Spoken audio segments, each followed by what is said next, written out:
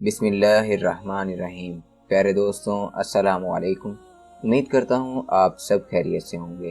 अल्लाह रब्बुल इज़्ज़त तमाम लोगों को अपने हिफ्ज़ व अमान में रखे, आमीन।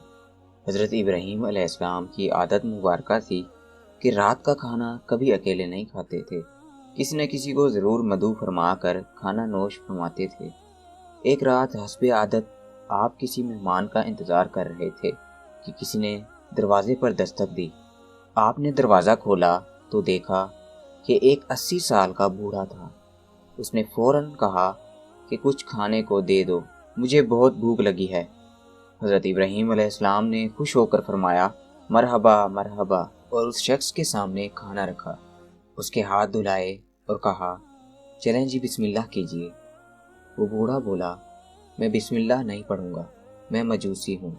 हज़रत इब्राहीम अलैहिस्सलाम ने गुस्से में कहा कि खड़े हो जाओ, मैं मजूसी के साथ खाना पसंद नहीं करता हूँ। वो बूढ़ा बड़बड़ाता हुआ चला गया।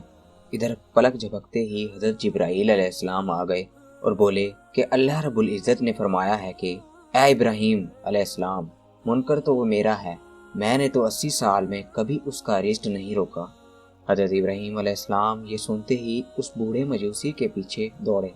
थोड़ी ही दूर गए थे तो वो मिल गया। आपने उससे कहा कि ए अल्लाह के बंदे, मुझे माफ़ कर दें और मेरे साथ चलकर खाना खा लें। आपकी वजह से मुझे अल्लाह से बहुत डांट पड़ी है।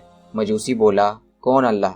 आप अलैहिस्सलाम ने फरमाया, वो ज़ात जिसने सारी कायनात को पैदा किया, अल्लाह वो है जिसने हर शय को तख्लीक किया और खूबसूरत शक्ल में डाला। अल्लाह वो ज़ात है जिसने तुझे और मुझे अब तक जिंदा रखा हुआ है। मजूसी ये सुनकर रोने लगा और बोला, क्या कहने हैं तेरे रब के, ए अल्लाह के बंदे, तेरे रब का तो इखलाक बहुत आला और अजीम है। मैं इतने प्यार करने वाले अजीम बालातर रब पर ईमान लाता हूँ। उम्मीद करता हूँ आपको ये वीडियो अच्छी लगी होगी। वीडियो अच्छी लगी है तो वीडियो को लाइक कीजिए, शेयर कीजिए और कमेंट सेक्शन में अपनी राय का इजहार ज़रूर कीजिएगा।